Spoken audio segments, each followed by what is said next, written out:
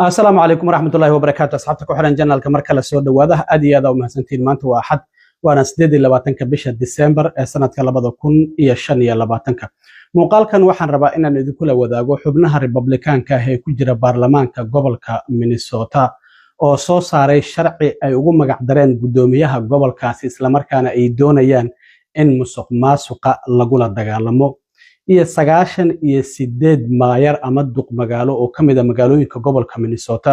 oo iyaguna waraaq u diray gudoomiyaha gobolka Minnesota iyo xubnaha baarlamaanka oo la filayo dhawaan in kalfadhigooda uu furmo bisha soo socoto waxayna ka cabanayaan in musuqmaasuqa ka jira gobolka Minnesota uu magaalooyinkooda uu saameeyay arintaasina sidoo kale waan idinla wadaagaya maamulka Trump sanadkan dhamaanaya imise qof ayuu masaafuriyay imise qof ayaa iskood isku masaafuriyay guud ahaana imise ay isku gaarayaan ICE maxay tahay hadda howlgalada balaaran oo guud ahaan wadanka ay ka bilaabeen maxaa sabab u ah arintaasina waan idinla wadaagaya Minnesota maalmahan waxaan arkaynay dad cadaan ah oo dhibaateynaya goobaha daykeerada oo dadka Soomaalida ay leeyihiin arintaasina waxbaan rabaa inaan idinka iraado balse marka hore soo dhawaada gobolka Minnesota waxaan ogeyn in muddooyinkii ugu dambeeyay diiraddu ay saarnayd arrimo la xiriira musuqmaasuqa gobolkaasi ka jira gaar ahaan barnaamijyadii gobolku uu kormeerayay lacagihii dowladda federaalka ay bixinaysay oo si aad ah loo musuqmaasuqay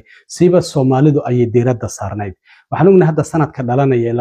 2026 in doorashooyin ay dhici doonaan siba gudoomiyaha gobolka uu tartan ka jiro marka waxaa jira in hadda xubnaha Republicaanka ah ee ku jira baarlamaanka gobolka Minnesota inay soo saareen sharci ay ugu magac dareen Wallace Act gudoomiyaha gobolka ay ugu magac dareen ama sidoo kale waxaa la yiraahdaa Illinois Act-na waa la yiraahdaa sharcigaasi marka muhiimadiisu waxay tahay in xafiiska baaraha guud ee gobolkaasi in baaritaan uu furo hadii la ogaado in barnaamijyada dowladda federaalka ay bixinayso lacagtoodu ay korodho 10% haddii ay korodho lacagaha la bixinayo muddo 6 bilood gudahooda inta uu sanadku socdo marka 10% haddii ay ku kororto in baaritaan la furo arintaasi loo arko in musuqmaasuq ay tahay marka hal sano gudahood 6 bilood oo kamid ah haddii la arko in lacagahaasi la bixinayay ay 10% sare u kac ku yimid in baaritaan la furo ayaa arintaasi hadda uu sharcigan uu dhigaya hadda barnaamijyadan oo kale maalin dhaweeyo markii dacwadihii ugu dambeeyay baarayaasha federaalku ay ku dhawaaqayeen waxa ay sheegeen in hadda baaritaan cusub lagu sameynayo integrated community support oo ICS loo soo gaabiyo 2021 ayaa la bilaabay 4 milyan ayaa loogu talagalay haddana 179 milyan ayay maraysaa marka korodha inta ku korodhay waa feeri karta hadda lacagihii autosimka 2021 la bilaabay 20 milyan ayaa lagu bilaabay 2024 104 milyan ayay ahayd marka in lacaguhu sanadba sanadka ka dambeeya ay sii kordhayaan ayaa muuqanaysa marka arintaasi ayuu sharcigan uu doonaya hadda maalintii u dambeysay shirkad jaraa'id baarayaashu ay qabanayeen dadka cusub dacwadda lagu soo oogayay waxa ay sheegeen 14 barnaamij oo barnaamijyada in gobolku uu kormeero in la musuqmaasuqay lacag 9 bilyan oo dollarna ay maqan tahay arintaasi marka gudoomiyaha gobolku shir jaraa'id uu qabto uu iska diiday wuxuu yiri tirada ama numberkaasi wuxuu yiri waa mid been abuura musuqmaasuq waa jira laakiin numberkan 9 bilyan oo la sheegayo ma jiro arintaasna waxaan ka doonaynaa dowladda federaalku in ay soo cadayso marka waxay leeyihiin lacagihii ceyrta loogu talagalay dadka u baahan in lagu caawiyo waa la musuqmaasuqay oo systemkaasi si qaldan ayaa loo adeegsaday sidaas darteed ayaa xubnaha Republicaanka sharcigan ay ugu magac dareen Wallace Act ay soo saareen xildhibaanad kamid ah xildhibaanada soo saaray sharcigan oo Republicaanka hadda kalfadhiga baarlamaanka bisha January ayuu furmaya markaas kadib ayaa la doonaya in la hordhigo marka xildhibaanada la yiraahdo Miller Mix waxay tiri sababta aan sharcigan Wallace aan ugu magac darnay gudoomiyaha gobolka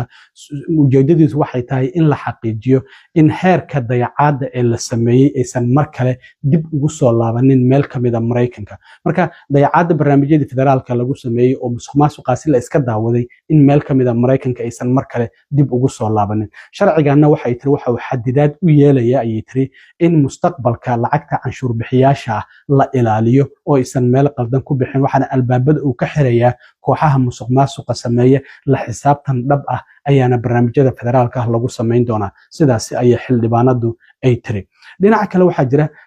98 maayar ama duq magaalo oo kamid ah magaalooyinka gobolka Minnesota ayaa waxay waraaq u direen gudoomiyaha gobolka Tim Wallace iyo xubnaha baarlamaanka oo kalfadhigoodu sida ay sheegay bisha soo socota oo furmayo waxa ay leeyihiin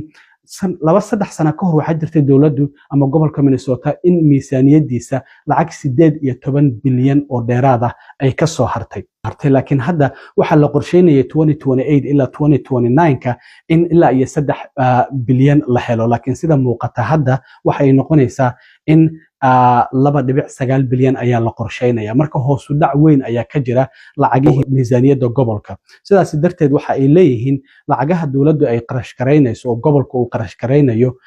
waxaa ka muuqata maamul xumo sidaas darteed waxay saameyn ku yeelanaysaa magaalooyinkaasi yaryar iyo weliba dadkii deganaa waxa ay sheegeen in aysan hadda awood u lahayn in infrastructure-kii sida wadooyinka buundooyinka ay maintain gareeyaan amaba ay ilaaliyaan in ay shaqaale cusub hayr gareystaan ama kuwii hore u joogay xitaa lagu sii hayo shaqada maxaa yeelay wax mushaaraho la siiya lama hayo sidaas darteed waxay yiraahdeen dhammaanba ayadoon culays la saarin dadka canshuur bixiyaasha waxa meesha ka sii baxaysa adeegii loo hayay dadka canshuur bixiyaasha ee magaalooyinkaasi ku dhaqan marka 98 maayar waraaq ay u direen gudoomiyaha gobolka iyo sidoo kale xubnaha baarlamaanka oo ay leeyihiin arrintan waxa laga qabto gobolka Minnesota gobolada Mareykanka waa la qiimeeyaa meesha dhaqaalaha ugu jiraan kobcooda dhaqaalaha hadda marka rugta ganacsiga ee gobolka Minnesota waxa ay leedahay